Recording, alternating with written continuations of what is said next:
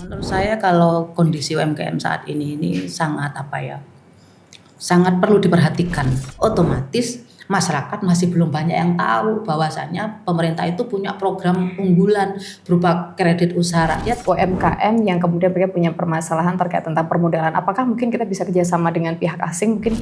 Terkait dengan perpajakan, pemerintah itu telah menerapkan beberapa kebijakan sebenarnya yang di situ tujuannya untuk meringankan UMKM gitu loh.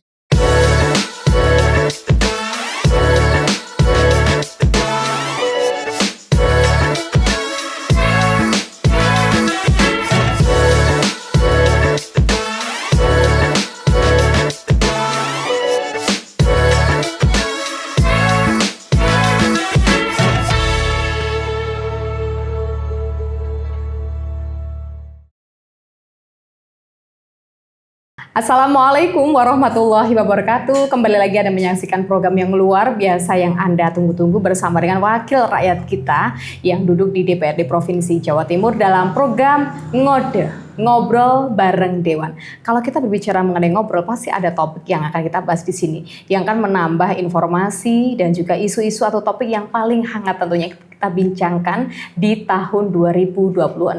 Dan sudah hadir di studio kita ada narasumber kita yang luar biasa.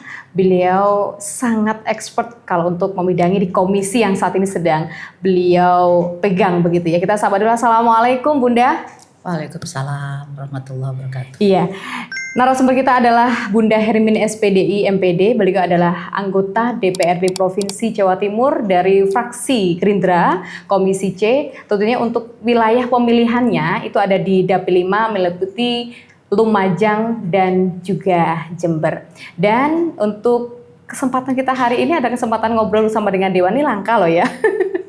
Karena kalau kita melihat Bunda Hermin ini yang akrab disapa, biasanya panggilannya Bunda nggih? Bunda. Nah, saya kemarin lihat ada lagi panggilan apa? Panggilan anunya, Pak. Familiarnya Mak Sri. Mak Sri ya. Mak Sri itu maknya Sri Kandi. Alhamdulillah. Jadi ada dua nama, Bunda Hermin, satunya Mak Sri begitu ya. Jadi kalau mencari nanti Bu Dewa namanya Mak Sri, ini Bunda Hermin gitu ya. Karena saya ketua umum Sri Kandi. Alhamdulillah. Bunda, iya hari ini kita ingin sekali ngobrol lebih dekat dengan Dewan karena kita tahu kalau Bunda Hermin ini adalah anggota DPRD Provinsi Jawa Timur yang sekarang duduk di legislatif begitu ya. Tentunya ketika kita flashback di tahun 2024 kemudian menuju ke 2026, perjalanan yang tidak cukup sangat mudah saya pikir ya. Pasti banyak hal-hal yang dilalui oleh Bunda sehingga membuat ada alasan tersendiri. Bunda, sebelum kita nanti membahas lebih jauh begitu ya terkait tentang topik yang kita bahas hari ini. Kalau Bunda Hermin, apa sebenarnya alasan yang paling kuat membuat Bunda ini terjun ke dunia politik? Karena perempuan tidak mudah begitu ya. Secara perannya ganda. Sebagai seorang wanita, sebagai seorang ibu, kemudian juga ibunya khusus untuk yang ada di Dapil 5 begitu ya. Seperti apa Bunda? Alasan saya kenapa saya itu tertarik di dunia politik ya, karena saya melihat di pemerintahan ini bagaimana caranya sih kita itu memberikan sesuatu yang manfaat bagi masyarakat. Karena mungkin lewat jalur politik lah salah satu cara untuk bagaimana caranya bisa menyalurkan aspirasi masyarakat seperti itu. Jadi itu salah satu alasan utama yang mendasari kenapa kemudian Bunda terjun di dunia politik begitu ya. Kalau backgroundnya sebelum kemudian masuk ke politik apa ini Bunda? Organisasi? Panjang ceritanya. Boleh sedikit mungkin dibagikan karena kita pasti ingin tahu begitu ya. Kira-kira sosok Bunda Hermin backgroundnya dulu sebelum masuk ke Dewan, apakah beliau seorang pengusaha, apakah aktivis, ataukah mungkin ini adalah memang kader-kader kuat begitu? Saya background awal saya memang pendidikan. Saya pernah memimpin lembaga itu mulai tahun 2001 sampai tahun 2015. Cukup lama Bunda sampai ya? Tahun 2015 itu saya jadi kepala sekolah. Kemudian 2014 itu saya sudah mulai terjun di dunia politik.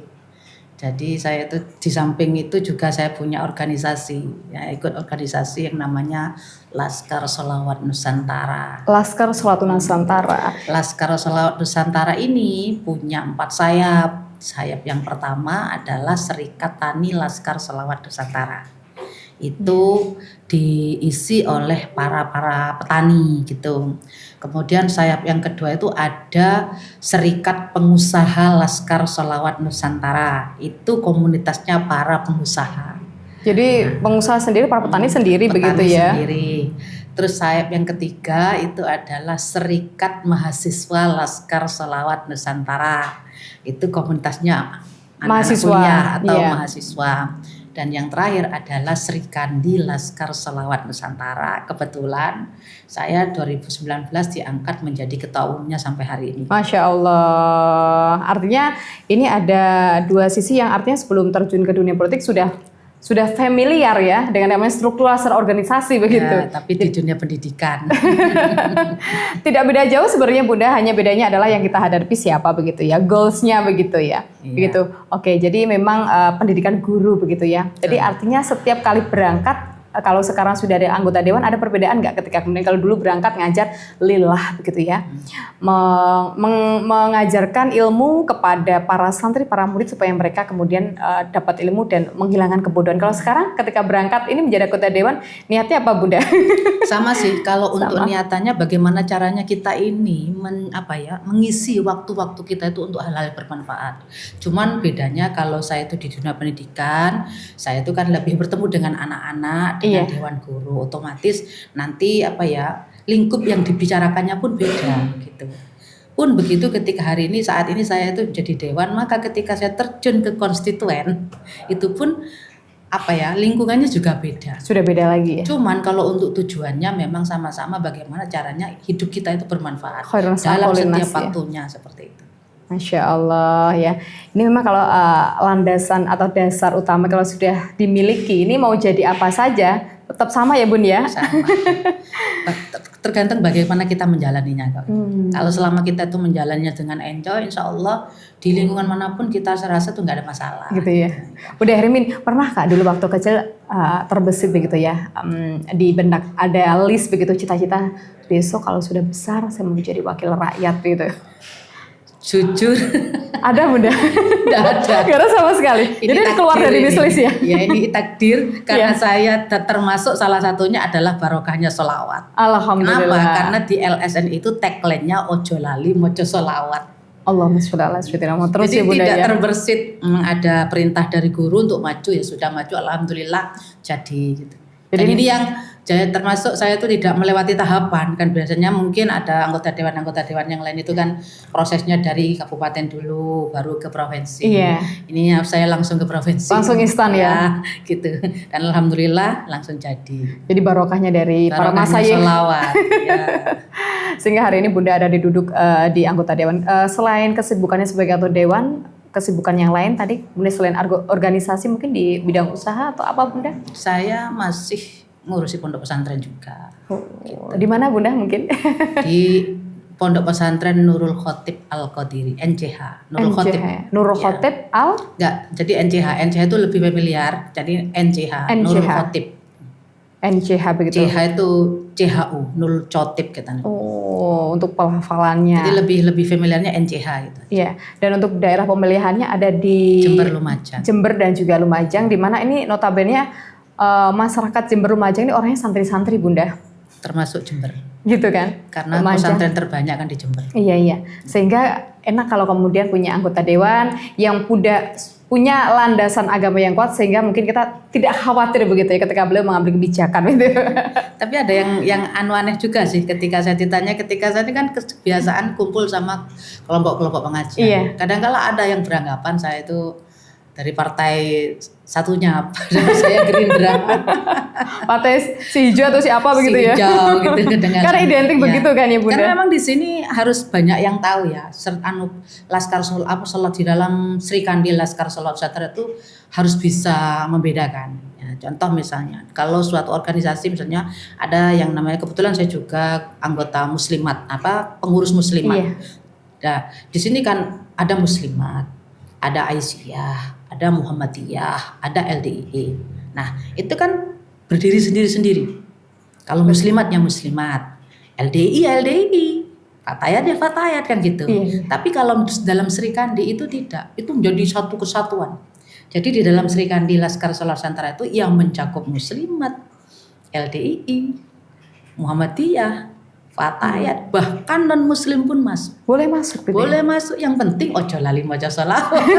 Mau selawatnya seperti apa ya kami nggak tahu. Yang penting di situ mereka mau berbaur jadi satu dengan kami. Makanya ketika saya tuh sering berada di lingkungan ibu-ibu ketua kelompok pengajian, beranggapan saya itu bukan dari Gerindra, Dari partai lain begitu dari ya? partai lain gitu. Jadi perlu disampaikan setiap kali bertemu begitu ya? Betul, biar tidak salah kaprah. Sri Kandi bersolawat. Iya. Dan ini anggota sejauh ini sampai berapa Bunda? Kalau anggotanya itu kan tiap desa ada. Oh, jadi ada Kalau DPC, ada Tanteng gitu DPP ya? dari ada Presiden Laskar Iya. Selawat Nusantara, kemudian ada Dewan Pengurus Cabang, kemudian Dewan Pengurus Anak Cabang ya PAC, kemudian ranting, kemudian anggota. Di bawah anggota jamaah itu struktur yang ada di Sri Kandi seperti itu. Ya, wah, luar biasa. Ini perlu menjadi contoh begitu ya. Ketika kemudian berorganisasi, sekarang menjadi anggota dewan, kayaknya lebih mudah begitu ya untuk langsung kemudian terjun ke masyarakat begitu. Nah, Allah izinkan di tahun 2024 menjadi anggota dewan dan insya Allah nanti periodenya sampai 2031. Amin. Kalau Diperpanjang 7 tahun ya, Bu, MK ya? itu berlaku. Amin. Mudah-mudahan sampai 2031. Amin. Jadi perpanjang 2 tahun. Kalau memang nanti 5 tahun berarti selesai di tahun 2029. 2029. Iya, baik. Memang kalau melihat dari background dari Bunda Hermin ini baik di sosial media ini semuanya saya lihat aktif begitu ya. Karena memang Pernah secara lihat mbaknya? saya bukan pernah, saya sudah melihat semalam ini Bunda. Saya intip aktif nih memang ucapan selamat di momen-momen tertentu begitu ya. Ini sebagai satu pembuktian bahwasanya anggota dewan ini tidak hanya kemudian datang waktu ada maunya saja. Orang kan kadang konotasinya Iya. begitu ya Bun ya. Ibarat panas setahun dihapus hujan sehari kan itu. Tapi kami alhamdulillah tidak. Di Laskar Solar Nusantara itu meskipun belum musimnya pilek atau sejenisnya itu, kami tetap turun. Tetap turun. Ya tetap turun menyapa para konstituen seperti itu. Iya. Baik. Dan satu pertanyaan lagi Bunda, menjadi anggota dewan itu menurut Bunda Hermin itu enak atau lebih enak? Dinilai dari segi mananya nih? Kita terlepas dari konteks finansial ya, gitu. Dari segi kebermanfaatan begitu. Kalau dilihat dari segi kebermanfaatan, ya saya merasa bersyukur sekali ya. Mungkin ini jalan Allah menjadikan saya menjadi anggota dewan sehingga ketika saya mendengar keluh kesah masyarakat di bawah, sedikit banyak saya bisa mengupayakan dengan melewati serap aspirasi masyarakat atau reses dan sebagainya. Disitulah kami mengetahui apa sih sebenarnya yang dibutuhkan masyarakat di bawah seperti itu. Sehingga ketika sudah aspirasi-aspirasi yang mereka sampaikan ke kami itu kami bawa ke provinsi, barangkali bisa direalisasikan, itu kan membawa kepuasan tersendiri bagi saya seperti itu. Bisa menyampaikan aspirasi di masyarakat kemudian langsung ditanggapi oleh parlemen begitu ya. Betul. Iya. Bunda, kalau biasanya waktu agenda-agenda langsung kemudian terjun ke dapil itu pasti ada satu di mana UMKM itu pasti mereka kemudian menyampaikan aspirasinya. Iya. Terkait tentang kondisi kita tuh bagaimana ini bisa berkembang, itu ada nggak Bun? Ya ada, karena di situ kami ini kan salah satu sayapnya adalah kan Serikat Pengusaha Laskar Solar Nusantara. Dan di situ tuh banyak UMKM yang bergabung dengan kami gitu loh. Iya. Bahkan kami di sini tuh yang di SPLS tuh punya aplikasi sendiri. Jadi para Sri Kandi ya, kalau kan saya komunitasnya Sri Kandi, jadi para Sri Kandi punya usaha, mau usaha makanan ringan, mau usaha umroh, mau usaha apapun itu kami sudah punya aplikasi yang namanya SPLS. SPLS. Ya, jadi para update ya Bun ya. Ya gitu. Mereka tinggal pilih mau kebutuhannya apa sih di situ, tinggal lihat di aplikasi SPLS-nya. Nah, kalau berbicara pernah nggak ditanya sama kebetulan kami itu kadangkala dipertemukan dengan para pelaku usaha itu. Ya banyak sekali Mbak yang ditanyakan, bahkan harapan-harapan tuh banyak dari UMKM itu sendiri. Artinya nyambung dengan topik yang kita bahas ini ya. Begitu, karena Komisi C itu terkait kaitannya sebenarnya terkait tentang ekonomi juga kan ya. Dan juga mitranya banyak sekali. Hari ini kita akan membahas satu topik yang sedang lagi in begitu ya, melawan krisis akses modal, pajak dan ruang bertumbuh. Ini memang linear dengan bidang beliau komisi beliau di komisi C. Walaupun sebenarnya komisi C itu sebenarnya ada komisi yang berat ya Bun ya. Dan tapi itu tidak juga, berat ini sebenarnya kalau sudah dan dijalani. juga tidak sesuai dengan background saya sebenarnya. Kalau saya itu harusnya di komisi E, pendidikan. Seharusnya itu. Tapi Allah menempatkan lain di komisi, ya saya jalani aja. Insya Allah bisa. Waktu 5 tahun itu ada cukup untuk belajar. Sangat cukup sekali ya. Melawan krisis akses modal, pajak dan ruang bertumbuh. Sebenarnya kalau berkaitan tentang UMKM ya Bunda ya. UMKM, kondisi UMKM yang ada di khususnya di Jawa Timur saat ini kondisinya seperti apakah baik mikro maupun yang besar gitu ya? Nah, menurut saya kalau kondisi UMKM saat ini sangat sangat perlu diperhatikan. Sangat perlu diperhatikan. Ya, diperhatikan dalam arti bagaimana caranya UMKM ini berdaya, terutama yang menjadi permasalahan utamanya adalah dalam segi permodalan. Itu pasti biasanya itu utama ya Bun? Ya pasti itu yang dikeluhkan gitu. Nah, kalau berdasarkan data terkini ya terkait masalah UMKM, sebenarnya sudah banyak tuh dukungan yang diberikan oleh pemerintah.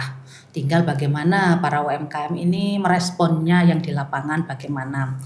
Dukungan-dukungan itu sebenarnya dikatakan cukup kuat dan responsif ya. Meskipun terkadang kendala di lapangan tuh ada, tapi mungkin kalau kita itu bisa menyikapinya dengan bijak, insya Allah ada jalan.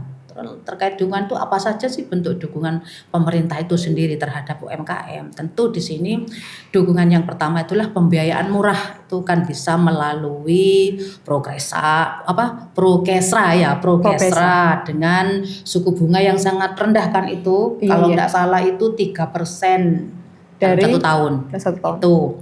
Kemudian peluncuran program penguatan modal bagi UMKM itu melalui Basnas Jatim, itu kan ada untuk membantu UMKM mikro.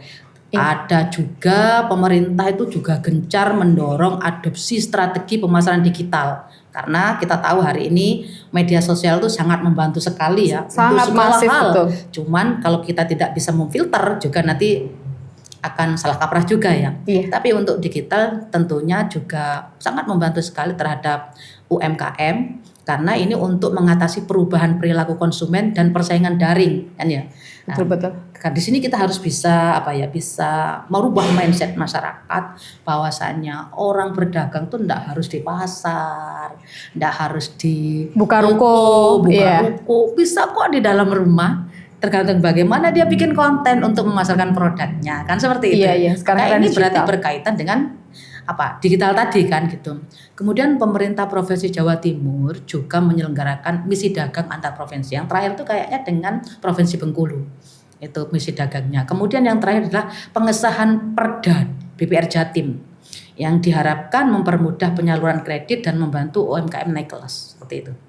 Jadi artinya para pelaku UMKM ini sebenarnya awalnya mereka ada terkendala oleh yang namanya modal, tapi sebenarnya pemerintah sudah memberikan fasilitas-fasilitas berupa pinjaman-pinjaman yang bisa mereka artinya mereka bisa minjam dan kemudian bisa dikembangkan begitu. Cuman kalau saya melihat di lapangan itu Mbak, meskipun pemerintah ini sudah memberikan program unggulan dari pemerintah pusat sendiri yaitu berupa kredit usaha rakyat, kalau tidak didampingi dengan pendampingan ke bawah, otomatis masyarakat masih belum banyak yang tahu bahwasanya pemerintah itu punya program unggulan berupa kredit usaha rakyat yang di situ sebenarnya membantu para pelaku usaha untuk mengembangkan usahanya dengan modal bunga yang rendah sekali gitu loh Mbak. Jadi pengawalan itu penting sekali dan di sini peran Komisi C adalah membantu juga untuk proses pengawalan tersebut. Betul, seperti itu.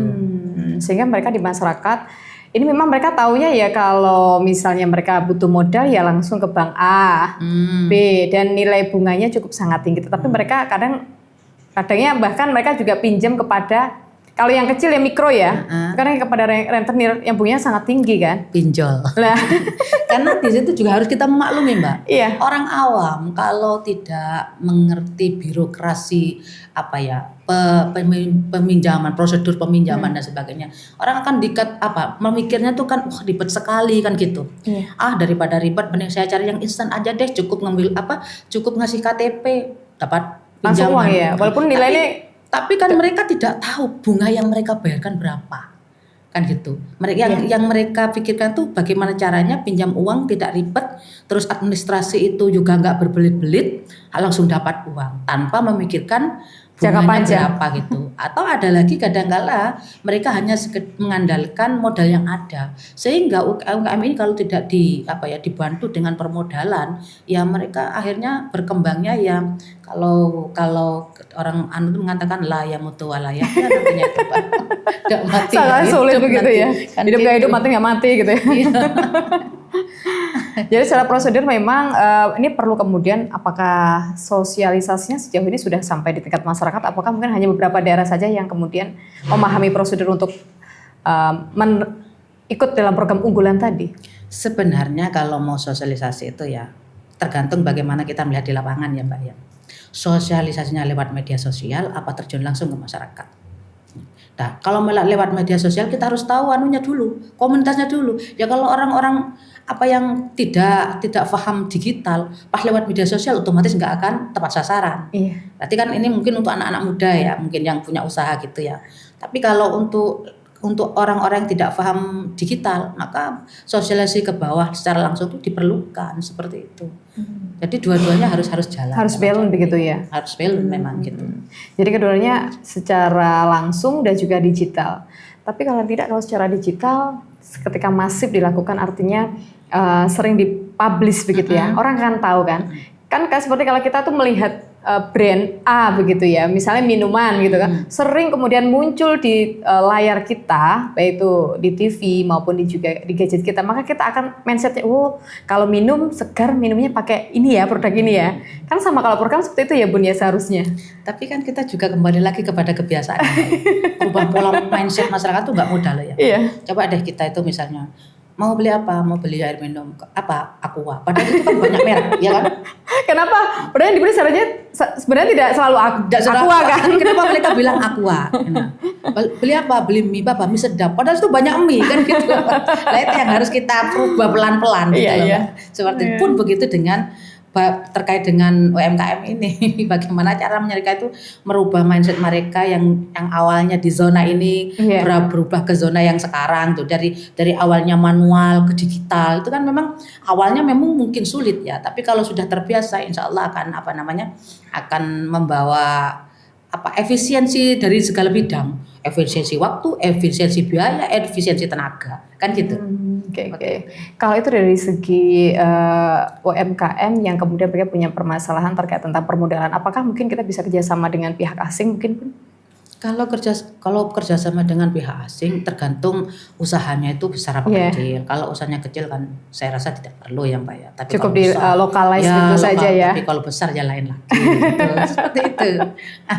Iya, menarik loh kalau kita ngobrol bersama dengan Bunda Hermin terkait tentang UMKM karena secara perempuan itu lebih kalau bicara mengenai UMKM tidak jauh sebenarnya dari kehidupan kita sehari-hari ya Bun ya. Kita nggak usah ngomongkan terlalu tinggi UMKM dengan skala yang besar. Tapi sebenarnya di sekitar kita itu ketika kemudian potensi itu kemudian benar-benar kita bangun, benar-benar kemudian dikonsep, itu bisa kemudian mendatangkan, artinya ekonomi itu akan secara meningkat secara otomatis ya Bun. Betul. Misalnya kalau di daerah Jember itu kan juga ada produk yang suar-suwir. Nah, ayo coba apa lagi? Suar-suwir, kemudian apa ya kalau Jember selain suar-suwir ya Bunda ya? Suar-suwir iya, tapi banyak sekali masyarakat mungkin harus saya sampaikan karena saya juga dari Dapil Jember Lumajang, salah satunya adalah kelahiran saya di Kabupaten Jember.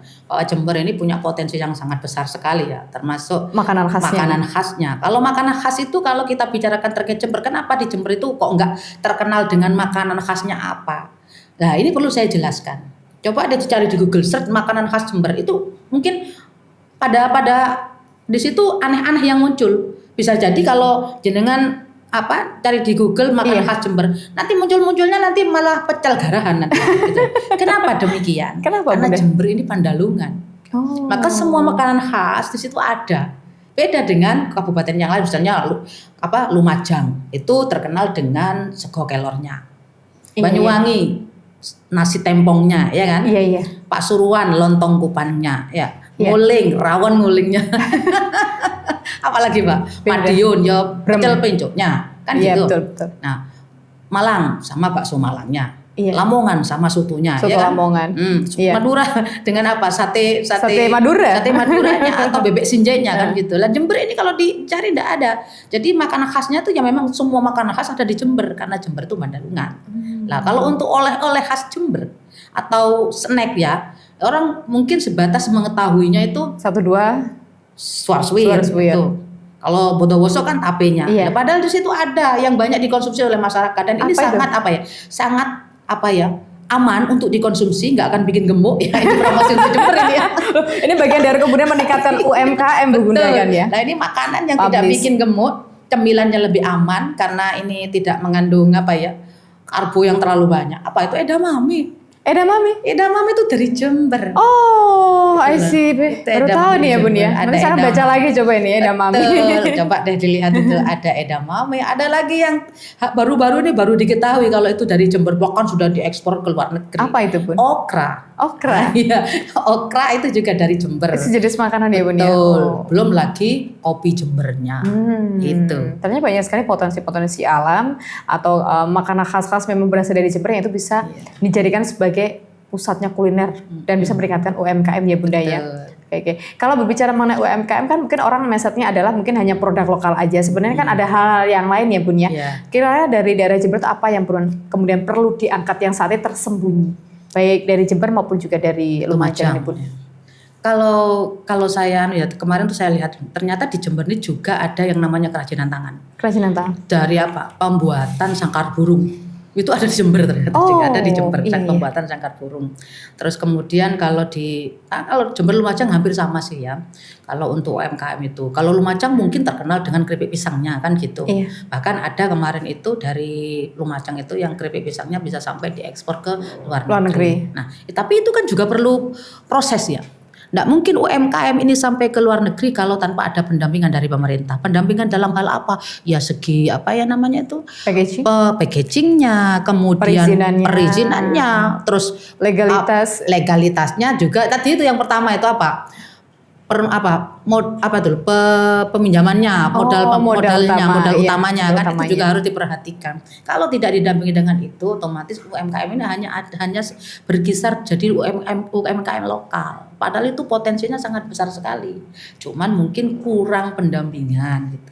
Oke. Tidak, kau coba diikutkan pelatihan, cara packagingnya yang bagus bagaimana, kemudian pengolahannya bagaimana, pemasarannya itu bagaimana. Paling penting itu yang terakhir Bunda, pemasarannya. Pemasarannya ini juga harus jelas gitu. Kalau misalnya itu jangan sampailah pisang yang mungkin seorang desa hanya bisa dibikin pisang goreng atau keripik tapi yang harganya murah, bahkan orang biasa pun bikin. Kenapa nggak dikasih kemasan yang bagus, kemudian diolah dengan yang baik, kemudian pasarkan di luar daerah, otomatis kan itu juga bisa mengembangkan usahanya gitu. Iya. Jadi memang kreativitas itu penting ya Bun ya.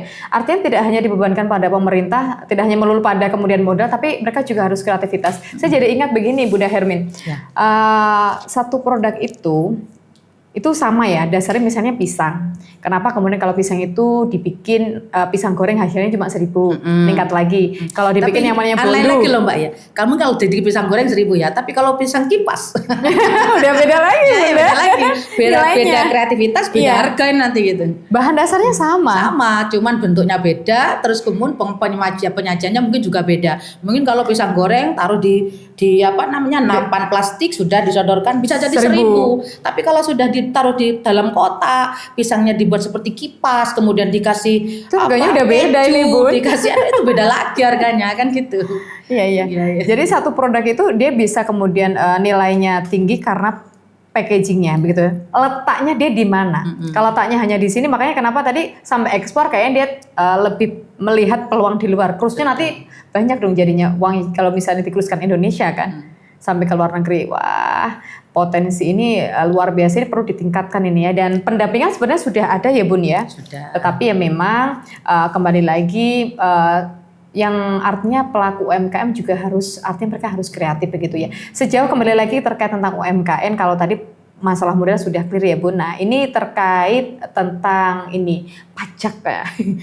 usahanya udah berjalan, kemudian ada regulasi tentang pajak UMKM. Karena mereka juga keberatan ya Bun ya, Iya. sehingga mereka harus membayar pajak mau nggak mau memang itu adalah sebagai pendapatan asli daerah kan, yang memang kewajiban sebagai warga Indonesia begitu yang punya usaha. Ini keterkaitan tentang pajak ini seperti apa Bunda dari sudut pandang dari Bunda Hermin sendiri? Iya.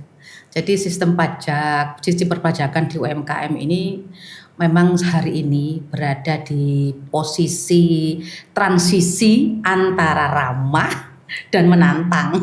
Ramah dan juga Kalau menantang. seperti lihat saya ya. Jadi, Ramah dan juga menantang. ramah dan menantang itu tergantung pada skala usaha dan kepatuhan administrasinya kalau menurut saya. Iya. Ramahnya seperti apa Bu? Ini harus saya jelaskan ini ya. Ini soalnya sesuatu hal yang beda tipis ini Bu. Ya, jadi kalau dinilai dari segi ramahnya, jadi perpajakan pemerintah terkait dengan perpajakan, pemerintah itu telah menerapkan beberapa kebijakan sebenarnya yang di situ tujuannya untuk meringankan UMKM gitu loh. Iya. Nah, contoh misalnya untuk meringankan beban UMKM dengan membebaskan pajak dengan omset kumulatif di bawah 500 juta itu ya. Kalau tidak salah dalam 1 tahun pajak tidak dikenakan PPh final. Oh. Itu yang pertama. Iya, Ini iya, yang dari iya. segi meringankan ya. Kemudian memberikan tarif rendah sebesar 0,5% itu bagi UMKM dengan omset di atas 500 juta dari omset bruto. Nah, ini sangat sangat jauh lebih rendah dari tarif normal. Kemudian yang ketiga, melakukan penyederhanaan PPh final ya untuk memudahkan pencatatan karena hanya didasarkan pada total omset bulanan, bukan keuntungan bersih. Dan yang terakhir, melakukan perpanjangan insentif yang kemudian di mana pemerintah itu memastikan bahwa tarif 0,5% itu diperpanjang hingga tahun pajak 2025 sambil menunggu revisi resmi peraturan teknisnya seperti itu. Itu dari segi Perpajakan tadi. dinilai dari sisi ramah. Oh ramahnya, ada ramah juga tadi menantang. Ya, Ini yang sekarang ramahnya tadi. tinggal sisi menantangnya. Yang ini sebenarnya lagi ekstrim ya, jadi Bun, ya. dari sisi menantangnya sebenarnya UMKM ini wajib melakukan pencatatan omset harian maupun bulanan lah. Nah di sini kan harus ada SDM yang handal untuk melakukan itu, gitu loh. Maka di sini sebenarnya bagaimana pajak itu membuat proses ini dirasa rumit karena tidak semua UMKM itu punya punya background Administratif. administratif Yang secara detail ya, gitu ya. seperti itu. Walaupun sebenarnya kan sudah ada aplikasi khusus yang memang bisa nginput setiap harinya kan begitu ya Bun. Tapi ternyata juga mereka ada beberapa sisi yang memang mereka melakukan secara manual. Salah satunya adalah untuk menertibkan administrasi itu. Terus selain itu juga UMKM ini sebenarnya ada kecemasan ya, ada kecemasan karena ada batasan waktu penggunaan tarif 0,5% itu. Kalau pribadi kan rata-rata 7 tahun itu kalau itulah. Itu yang akan menjadi kecemasan sehingga orang itu memaksa mereka tuh beralih ke tarif umum yang lebih tinggi. Ini yang harusnya jangan sampai terjadi seperti itu. Kemudian PPh final dihitung dari omset bukan keuntungan. Ini kan memberatkan Mbak gitu loh. Nah jika usaha mengalami kerugian tetapi omset itu tetap ada, maka mereka harus tetap bayar pajak. Aduh, itu juga memberatkan. Yang memberatkan. Mereka gitu. di sisi lain mereka terpuruk tetapi kemudian dibebankan lagi untuk bayar pajak. Iya, padahal mereka tuh rugi gitu loh. Iya, mereka lagi berduka. Usahanya kan iya. collab gitu. Belum lagi adanya keterlambatan pelaporan misalnya. Ya itu juga akan pelaporan atau pembayaran menimbulkan denda misalnya. Yang denda ini kan juga memberatkan. Ya. Nah, bagaimana sih caranya nanti kita ini terkait dengan sisi apanya tadi tuh, sisi tantangannya ya. Ini pemerintah kedepannya bisa membantu dari hal-hal yang saya sebutkan tadi. Sepertinya seperti itu harapan kami gitu. Masya Allah dah. Kita selalu berharap semoga UMKM khususnya di Jawa Timur tetap bertumbuh dalam kondisi apapun ya. Beberapa permasalahan-permasalahan yang tadi sudah kita kemudian obrolkan ya Bu Dewan ya. Ini tentunya sudah ada solusi dan bagaimana kemudian tinggal take action ya. Kalaupun toh kemudian menunggu pemerintah ini terlalu lama, bolehlah mandiri gitu kan. Oh boleh. Sebenarnya kalau untuk modal saya pikir kalau kualitas bagus pasti akan mengikuti nanti untuk penjualannya begitu kan ya Bun ya.